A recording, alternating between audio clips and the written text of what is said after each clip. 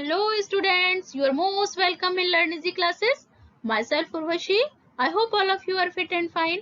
Here in Learn Easy classes, learn each and every concept of science with me in the simplest and easiest way. So guys, आज हम पढ़ने वाले हैं how to organism reproduce. So guys, अगर आपने channel को subscribe नहीं किया है तो चैनल को सब्सक्राइब कर लीजिए and press the bell icon also so that कि आपका कोई भी लेक्चर मिस ना हो. तो गाइज ये बहुत इंपॉर्टेंट टॉपिक है आपके बोर्ड एग्जामिनेशन के पॉइंट ऑफ व्यू से और आपकी लाइफ में भी आपको ये जानना बहुत जरूरी है. इस टॉपिक के बारे में जनरली हम बात नहीं करते बट ये बहुत इंपॉर्टेंट टॉपिक है आपके हेल्थ के पॉइंट ऑफ व्यू से. सो गाइज इसको बहुत ध्यान से आपने पढ़ना है. ओके गाइज, हम स्टार्ट करते हैं. आज हम इस टॉपिक में डिस्कस करेंगे आपसे एसेक्सुअल रिप्रोडक्शन के बारे में. तो सबसे पहले हम रिप्रोडक्शन को समझ लेते हैं कि रिप्रोडक्शन क्या है. रिप्रोडक्शन क्या है, क्योंकि रिप्रोडक्शन अगर आपको समझ आएगा तो उसके बाद का आगे का प्रोसीजर भी हमें क्लियर हो जाएगा गाइस. तो सबसे पहले रिप्रोडक्शन क्या है. नॉर्मली आप देखते हो अपने आसपास, चाहे वो प्लांट के केसेस में हो और चाहे वो एनिमल्स के केसेस में हो, कि एक प्लांट से बहुत सारे प्लांट्स हो जाते हैं एक सीड से. कोई भी न्यू ऑर्गेनिज्म का रिप्रोड्यूस होना, production of new organism, you can say simply word में आप बोल सकते हो the production of new organism from the existing organism of the same species is known as the reproduction. जो भी एग्जिस्टिंग स्पीसीज है इस अर्थ पर, आइदर वो प्लांट हो चाहे वो एनिमल्स हो, सेम स्पीसीज से किसी नए इंडिविजुअल का बनना. जैसे अगर मैं बात करूं कि कैट के बेबी कैट ही होंगे, डॉग के बेबी डॉग होंगे, ह्यूमन बींग्स के बेबी ह्यूमन बींग्स होंगे, तो सेम स्पीसीज के इंडिविजुअल से किसी नए ऑर्गेनिज्म का बनना क्या होता है बच्चों? रिप्रोडक्शन होता है. सो क्लियर हो गया कि रिप्रोडक्शन है क्या एक्चुअली में.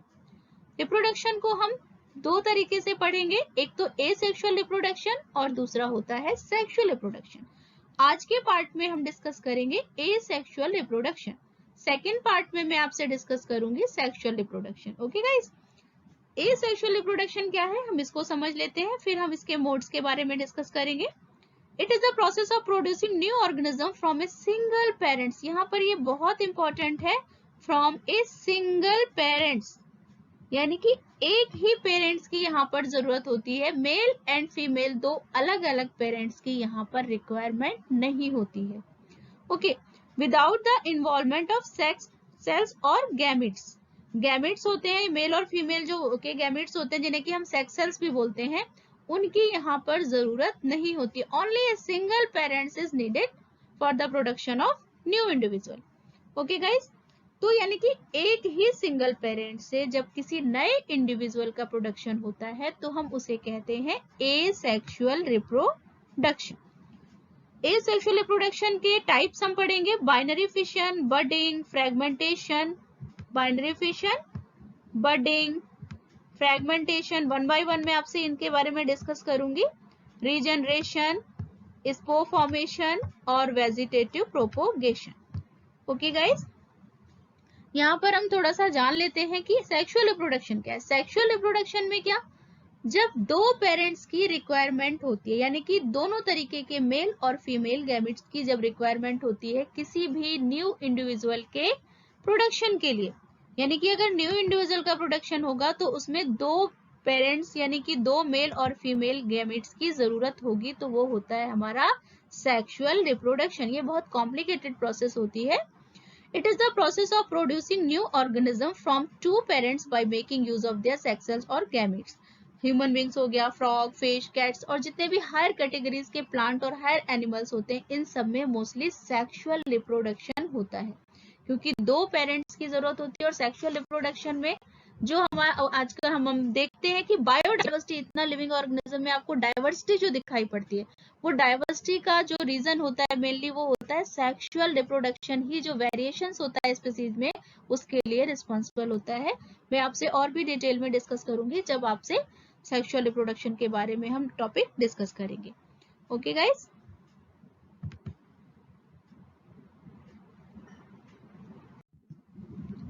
एसेक्सुअल रिप्रोडक्शन मोड्स हमने डिस्कस किए, binary fission, budding, fragmentation, regeneration, spore formation and vegetative propagation. अब एसेक्सुअल रिप्रोडक्शन तो आपको समझ में आया कि एक ही सिंगल पेरेंट्स की जरूरत होगी, कोई मेल और फीमेल गैमेट्स की यहाँ पर रिक्वायरमेंट नहीं होती है, आइडेंटिकल इंडिविजुअल आपका रिप्रोड्यूस हो जाता है। बट क्या एडवांटेज है और क्या डिसएडवांटेज है एसेक्सुअल रिप्रोडक्शन के? एडवांटेज क्या है कि ये बहुत ही सिंपलेस्ट और फास्ट मेथड होता है रिप्रोडक्शन का, इजीएस्ट मेथड है, बहुत सिंपल प्रोसेस होती है। और डिसएडवांटेज क्या है एसेक्सुअल रिप्रोडक्शन के, ये भी बहुत सिग्निफिकेंट है, इनको बहुत ध्यान से समझिएगा। Evolutionary change is not possible as no variation is produce. जब सिंगल पेरेंट से किसी भी न्यू इंडिविजुअल का प्रोडक्शन होगा तो वो आइडेंटिकल होगा अपने पेरेंट्स के, और आइडेंटिकल होने का मतलब है कि आगे की स्पीसीज में कोई भी वेरिएशंस नहीं होगा। वेरिएशंस नहीं होंगे तो इवोल्यूशन भी नहीं होगा। जो हम इवोल्यूशन देखते हैं, न्यू स्पीसीज का फॉर्मेशन देखते हैं, डिफरेंट डिफरेंट वेराइटीज देखते हैं, तो ये जो वेराइटीज होती है यानी कि वेरिएशंस यहाँ पर मिसिंग होगा। अगर केवल एसेक्सुअल रिप्रोडक्शन मोड ही होता तो जो वेरिएशंस आज हम देखते हैं स्पीसीज में, वो वेरिएशंस हम नहीं देख पाते, क्योंकि आइडेंटिकल होते, जो भी आपके ऑफस्प्रिंग होते, डॉटर सेल्स होते, वो पेरेंट्स के आइडेंटिकल होते, तो कोई वेरिएशंस भी नहीं होता। A species consequently can not adapt to change in its environment, और कोई भी स्पीसीज होती है वो अडेप्ट कर लेती है एनवायरमेंटल चेंज को, ठीक है, एडेप्टेशन की जो प्रोसेस होती है। तो अगर सेम होता तो स्पीसीज में ये एडेप्टेशन की प्रोसेस भी नहीं होती। Asexual reproduction produce identical organism generation after generation, जितनी भी जनरेशन होती जाए वो आइडेंटिकल ही होगा। In case of any defect in parents organism the offspring also inherited, अगर पेरेंट्स में कोई डिफेक्ट है तो वो डिफेक्ट आगे ऑफस्प्रिंग में भी दिखाई पड़ेगा, और वो जनरेशन टू जनरेशन ट्रांसफर होता ही जाएगा। यानी कि जो जैसा उनका पेरेंट्स दिखता है वैसा ही आगे जो ऑफस्प्रिंग बनेगा वो भी सेम ऐसे ही होगा। जैसे अगर आइडेंटिकल की बात आप समझना चाहो तो हमारे पाम, हमारे हाथ की जो हथेलियां होती है, एक हाथ और दूसरा, अगर हम दोनों हथेलियों को देखें तो दोनों एक दूसरे की कैसी है, आइडेंटिकल है। ओवरलैप अगर हम ऐसे करते हैं तो दोनों एक दूसरे को ओवरलैप कर लेते हैं, यानी कि आइडेंटिकल है। इसी तरीके से कोई भी जब एसेक्सुअल रिप्रोडक्शन मोड होता है उसमें जो पेरेंट्स और ऑफस्प्रिंग होते हैं, यानी कि ऑफस्प्रिंग है वो अपने पेरेंट्स के आइडेंटिकल होते हैं, और उनमें वेरिएशंस स्पीसीज में नहीं होता। बट जो सिंपलेस्ट प्लांट है, कुछ ऑर्गेनिज्म, कुछ लिविंग एनिमल्स भी ऐसे हैं जिनमें कि आपका एसेक्सुअल मोड रिप्रोडक्शन का होता है। हम वन बाय वन डिस्कस करेंगे मोड ऑफ एसेक्सुअल रिप्रोडक्शन। सबसे पहले हम डिस्कस करते हैं फिजन। फिजन क्या है? फिशन दो तरीके का होता है, एक तो बाइनरी फिशन होता है और दूसरा होता है हमारा मल्टीपल फिशन। बाइनरी से आपको समझ में आ रहा, binary means two, fission means part. जब दो पार्ट्स में कोई इंडिविजुअल डिवाइड हो रहा है तो बाइनरी फिशन। मल्टीपल से समझ में आ रहा है बहुत सारे multiple, more than one, more than two. जब पार्ट्स में कोई ऑर्गेनिज्म डिवाइड होगा तो वो हो जाएगा हमारा मल्टीपल फिशन। फिशन का मतलब ही होता है स्प्लिटिंग, यानी कि कोई भी ऑर्गेनिज्म स्प्लिट हो जाता है टू पार्ट्स में, टू ऑर्गेनिज्म के फॉर्म में या फिर मोर देन टू ऑर्गेनिज्म के पार्ट उसमें फॉर्म में, तो वो होता है हमारा फिशन। अब फिशन हमने पढ़ना है दो तरीके से, बाइनरी और मल्टीपल। बाइनरी आपको समझ आ गया होगा। बाइनरी फिशन स्पेशली अमीबा में प्रेजेंट होता है। अमीबा प्रोटोजोन्स है और बहुत सिंपल अमीबा में प्रोसेस होती है। आपने 9th क्लासेस में भी पढ़ा होगा और प्रीवियस क्लासेस में भी आपने अमीबा पढ़ा होगा। सिंगल यूनिसेलुलर ऑर्गेनिज्म होता है अमीबा, और इसकी जितनी लाइफ प्रोसेसेस होती हैं वो सारी एक विद इन अ सेल ही कंप्लीट होती हैं। And just like a bacteria में भी आपका होता है जो amoeba is a unicellular, and just like a bacteria it reproduce through binary fission after replicating it genetic material. Genetic material क्या होता है? जो डीएनए होता है, वो जेनेटिक मटेरियल होता है। माइटोटिक डिवीजन के थ्रू जेनेटिक मटेरियल डिवाइड हो जाता है। The cell divides into equal size daughter sales.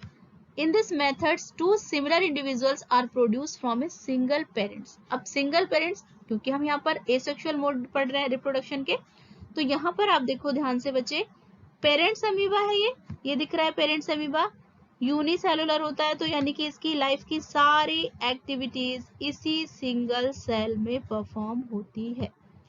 अब यहाँ पर देखो, ये आपको न्यूक्लियस दिख रहा है, this one is the nucleus. ये न्यूक्लियस स्ट्रेच होता है, यहाँ पर ध्यान से देखना, ये न्यूक्लियस देखो स्ट्रेच हो रहा है, और ये टू पार्ट्स में जब ज्यादा स्ट्रेच हो जाएगा, और न्यूक्लियस के साथ साथ इसकी जो सेल मेम्ब्रेन है ये भी स्ट्रेच हो रही है, यहाँ पर देखो ये स्ट्रेचिंग यहाँ पर बढ़ गई, ग्रुप्स यहाँ पर दिख रहा है, डेवलपमेंट ऑफ ग्रुप्स, इस तरीके से elongation of nucleus, stretching of nucleus यहाँ पर आप देख पा रहे हो, और ये न्यूक्लियस स्ट्रेच हो गया, और माइटोटिक डिवीजन के थ्रू जो इसका जेनेटिक मटेरियल था वो भी आपका डिवाइड हो गया, जेनेटिक मटेरियल भी डिवाइड हो गया। यहाँ पर देखो, आप यहाँ पर आराम से देख सकते हो, ये देखो जेनेटिक मटेरियल ये डिवाइड हो गया 2 पार्ट्स में, यानी कि जो न्यूक्लियस है ये 2 पार्ट्स में डिवाइड हुआ, और इसका जेनेटिक मटेरियल भी 2 पार्ट्स में डिवाइड हुआ। ये ग्रुप्स था ये और ज्यादा यहाँ पर ये हो गया, और इस तरीके से ये डिवीजन हो गया पूरा साइटोप्लाज्म का, और न्यूक्लियस भी ये डिवाइड हो गया 2 इंडिविजुअल्स में। अभी ये ध्यान से देखो, इस तरीके से ये डिवाइड हो गया, और ये क्या बन गए, 2 डॉटर सेल या 2 ऑफस्प्रिंग यहाँ पर प्रोड्यूस हो गए। तो आप देख सकते हो कि बाइनरी फिशन में एक सिंगल पेरेंट से, सिंगल अमीबा से 2 डॉटर सेल, 2 अमीबा, नए अमीबा यहाँ पर रिप्रोड्यूस हो गए।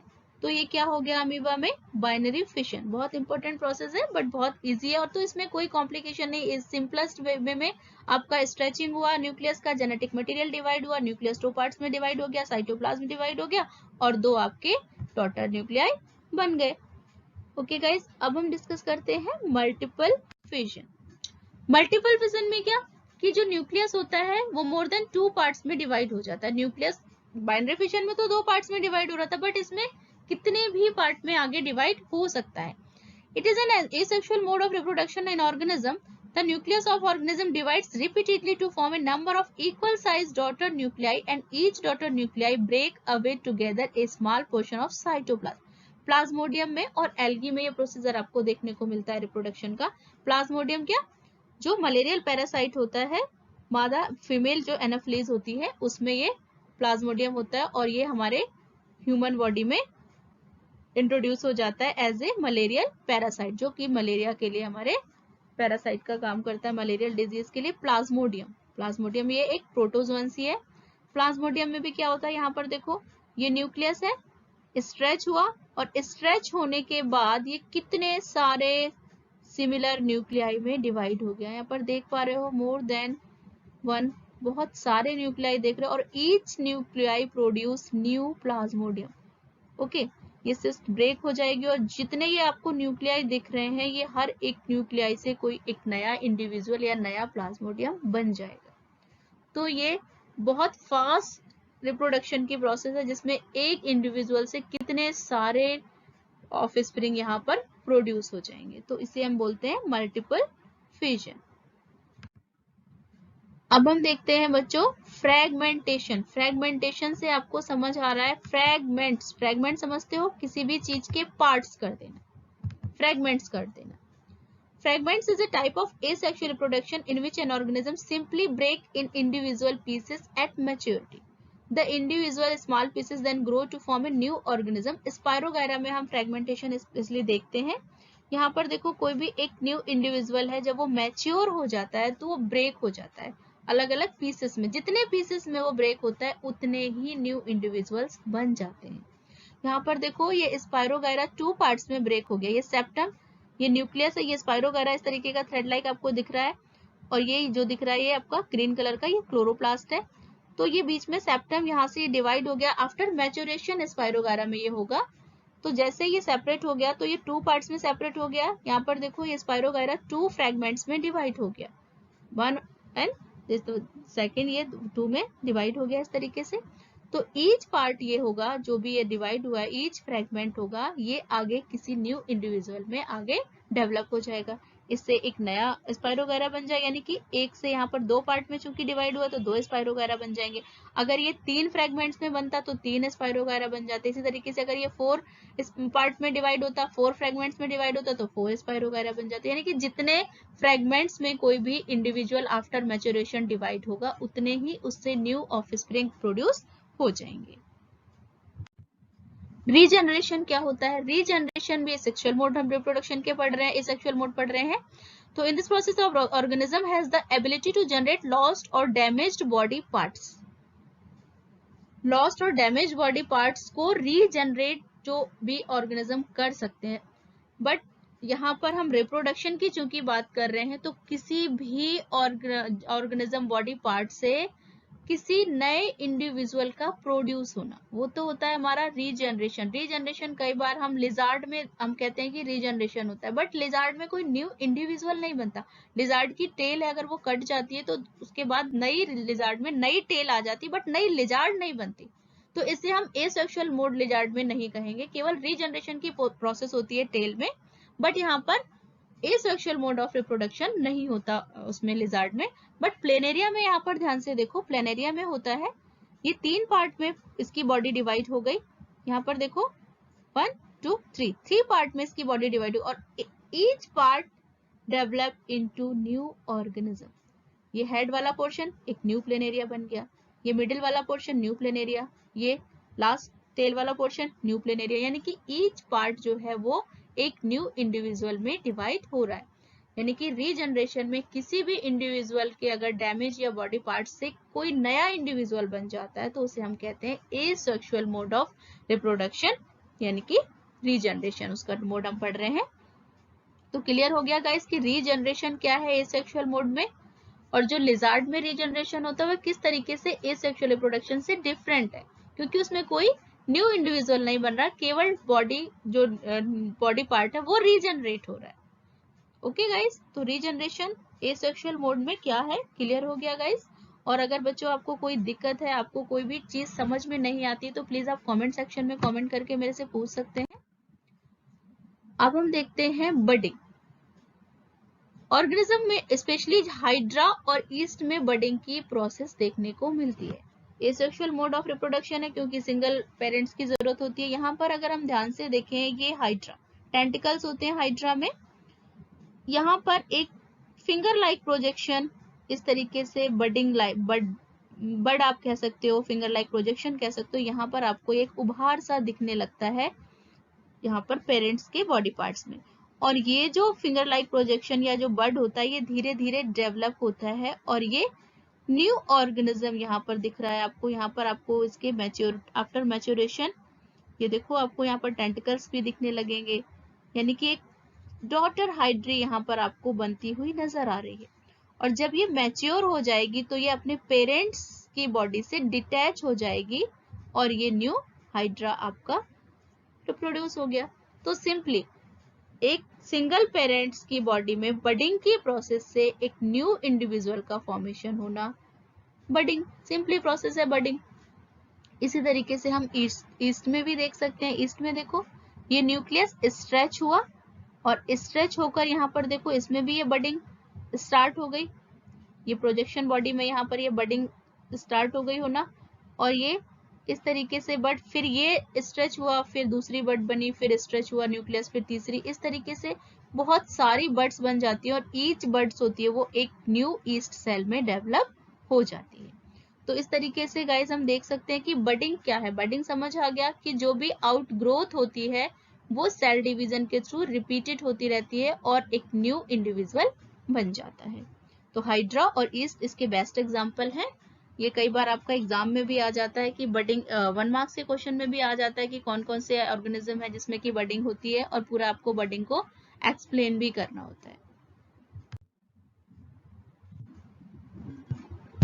अब हम देखते हैं बच्चों vegetative propagation.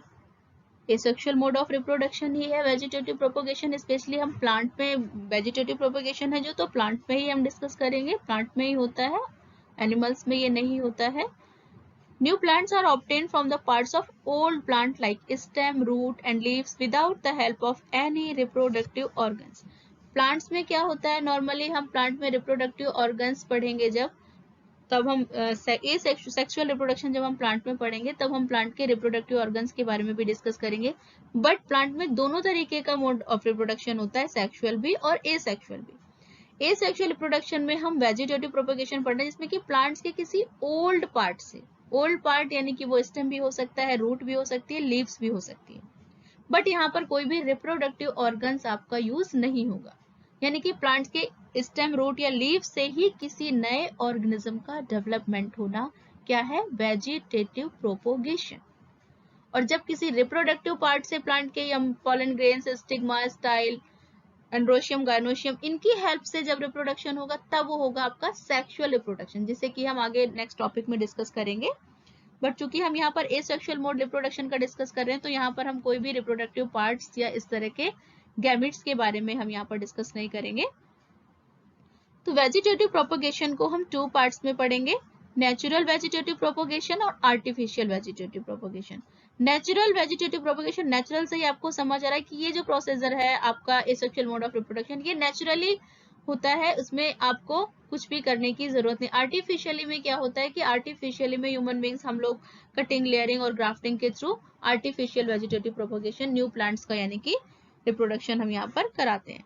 But natural propagation, vegetative propagation में बाय ऑटोमेटिक होता है ये प्लांट्स में। बाय रूट्स, रूट्स में कौन कौन सी रूट्स में, dahlia, sweet potato etcetera, root से किसी नए प्लांट्स का बन जाना। डहेलिया की रूट्स अगर हम लगा दें तो नया प्लांट डहेलिया का निकल आएगा, स्वीट पोटैटो की हम रूट लगा दें तो उसका नया प्लांट निकल आ जाएगा। इसी तरीके से स्टेम, जिंजर का, जिंजर अगर हम, आपने देखा भी होगा, अगर आपने आसपास कभी देखा हो गार्डनिंग वगैरह करते हुए, तो जिंजर, पोटैटो, पोटैटो में जो बडिंग हो जाती है, आइस जिसे हम बोलते हैं पोटैटो आइस, तो अगर ऑनियन हो गया, अनियन, तो अगर हम इन्हें लगा दें, अनियन को हम ऐसे ही लगा दें, पोटैटो को लगा दें, तो क्या होगा, एक नया पोटैटो का पेड़ बन जाएगा, अनियन का नया प्लांट ग्रो हो जाएगा, जिंजर का नया प्लांट ग्रो हो जाएगा। यानी कि प्लांट के ही किसी पार्ट को अगर हम नए प्लांट में डेवलप करें, प्रोड्यूस करें, तो वो हमारा होता है वेजिटेटिव प्रोपोगेशन। और ये बाय रूट, बाय स्टेम और बाय लीव, ये हमारा है नेचुरल वेजिटेटिव प्रोपोगेशन।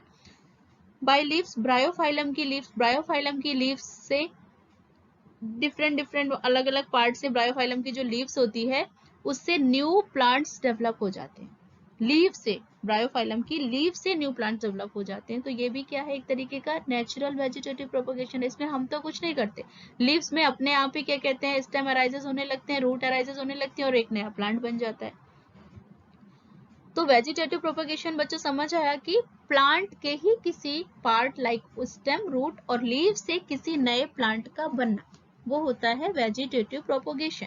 इसमें किसी भी तरीके के सेक्सुअल आपको रिप्रोडक्शन की कोई जरूरत नहीं है, यहाँ पर गैमेट्स की कोई रिक्वायरमेंट नहीं है, सिंपल प्रोसेस होती है बहुत। आर्टिफिशियल वेजिटेटिव प्रोपोगेशन क्या होता है, क्योंकि वेजिटेटिव प्रोपोगेशन 2 तरीके का होता है, एक तो नेचुरली हो गया जो नेचुरल प्रोसेस है, और आर्टिफिशियल वेजिटेटिव प्रोपोगेशन होता है जिसमें कि हम 3 मेथड यूज करते हैं, कटिंग, लेयरिंग एंड ग्राफ्टिंग। अब 1 बाय 1 मैं आपको बता देती हूँ कि कटिंग क्या है, लेयरिंग क्या है और ग्राफ्टिंग क्या है। कटिंग क्या होती है, any part of the plant, root, stem और leaf is cut and buried partially in the moist soil, rose और ग्रेप्स एक्सेट्रा। रोज में आपने क्या देखा, प्लांट की अगर हम कटिंग की बात करें तो प्लांट का कोई भी पार्ट, चाहे वो रूट हो, स्टेम हो या लीव्स हो, उसको कट करके अगर हम मॉइस्ट सॉइल में दबा देते हैं तो उससे एक नया प्लांट बन जाता है। जैसे रोज का आपने नॉर्मली देखा होगा, रोज और ग्रेप्स में रोज का क्या होता है, स्टेम अगर हम कट करके उसको लगा दें तो एक नया प्लांट डेवलप हो जाता है। तो वो क्या होता है, कटिंग होती है। सारे प्लांट्स में नहीं होती है कटिंग की प्रोसीजर, हर प्लांट की आप स्टेम लगा दोगे तो नया प्लांट नहीं बनेगा। आप कहो कि मैं आम के प्लांट की एक टहनी तोड़ के और उसे लगा दूं, एक नया आम का पेड़ बन जाएगा, तो वो नहीं होगा। कुछ प्लांट होते हैं, पर्टिकुलर प्लांट, जिनके ही आप पार्ट अगर मॉइस्ट सॉइल में बरीड करोगे तो नया प्लांट डेवलप होगा। तो कटिंग जिन प्लांट्स में पॉसिबल होती है, रोज में और ग्रेप्स में, जिनके कि हम स्टेम लगा सकते हैं। लेयरिंग क्या है, the adventitious root are produce in the branch of stem before the plant is detach from the parent plant. Parent plant से ही जब एडवेंटिशियस रूट्स अलग, जैसे प्लांट्स की जब ब्रांचेस बहुत फैल जाती हैं और वो सॉइल को टच करने लग जाती हैं, तो उससे क्या होता है, एडवेंटिशियस रूट्स अराइजेस हो जाती हैं और उससे नया प्लांट्स जर्मिनेट हो जाता है, नया प्लांट्स बन जाता है। और जब नया प्लांट्स बन जाता है तो वो अपने पेरेंट्स प्लांट से डिटैच हो जाता है। जैस्मिन में आप देख सकते हो, लेमन में भी ये चीज देख सकते हो, लेयरिंग वाली प्रोसीजर। ग्राफ्टिंग क्या होती है, ग्राफ्टिंग में हम किसी भी स्टेम को, किसी भी डिफरेंट, 2 तरीके के, 2 डिफरेंट वैरायटी के भी हम यहाँ पर प्लांट्स ले सकते हैं और सिमिलर हम प्लांट भी ले सकते हैं, सेम प्लांट भी ले सकते हैं। इसमें क्या करते हैं कि स्टेम को, 2 अलग अलग डिफरेंट प्लांट्स को हम स्टेम को काट देते हैं 2 पार्ट में। एक जो पार्ट होता है वो रूट के साथ होता है, जिसे कि हम बोलते हैं स्टॉक, और एक पार्ट होता है दूसरे प्लांट का, जो पार्ट हमने लिया था वो होता है विदाउट रूट, जिसे हम बोलते हैं सिसल। और स्टॉक और सीजन को दोनों को हम आपस में ज्वाइन कर देते हैं, और जो ये ज्वाइनिंग उसको हम ऐसे करके बाइंड कर देते हैं एक तरीके से, और जो ज्वाइन कर देते हैं उसके बाद वो एक नया सिंगल प्लांट में डेवलप हो जाता है, जैसे एप्पल, पीच, पियर्स एक्सेट्रा। तो इस तरीके से हम ग्राफ्टिंग करते हैं। इट मीन्स कि दो डिफरेंट प्लांट्स हमने लिए, उनके स्टेम को कट कर दिया। एक का हमने एक प्लांट के स्टेम का वो पार्ट लिया जिसमें कि रूट है यानी कि स्टॉक, और एक प्लांट के हमने स्टेम का वो वाला पार्ट लिया जिसमें कि रूट नहीं है यानी कि सीजन, और दोनों को हमने ज्वाइन कर दिया। आर्टिफिशियली हमने उसको आपस में बांध दिया, ज्वाइन कर दिया, कंबाइन कर दिया, और वो फिर जो वो ज्वाइनिंग वाला पार्ट है वो एक नए इंडिविजुअल प्लांट्स में डेवलप हो जाएगा। तो ये जो प्रोसेस होती है पूरी ग्राफ्टिंग, तो ये आर्टिफिशियल मेथड्स हैं ये सारे, कटिंग, लेयरिंग, ग्राफ्टिंग। ये अपने आप तो नहीं ग्राफ्टिंग हो जाएगी, लेयरिंग भी अपने आप नहीं होगी, कटिंग भी अपने आप नहीं होगा। तो ये जो प्रोसेस है जो कि आर्टिफिशियली, इसीलिए हमने इसको यहाँ पर नाम दिया है artificial vegetative propagation. So guys clear हो गया कि वेजिटेटिव प्रोपगेशन क्या होता है। हमने asexual mode of reproduction discuss कर लिए गाइस। अब नेक्स्ट टॉपिक यानी कि हम इसके पार्ट 2 में डिस्कस करेंगे sexual mode of reproduction. Sexual mode of reproduction में हम female reproductive system, male reproductive system और भी बहुत सारी चीजें डिस्कस करने वाले हैं गाइस। तो we will meet in next lecture guys. Okay.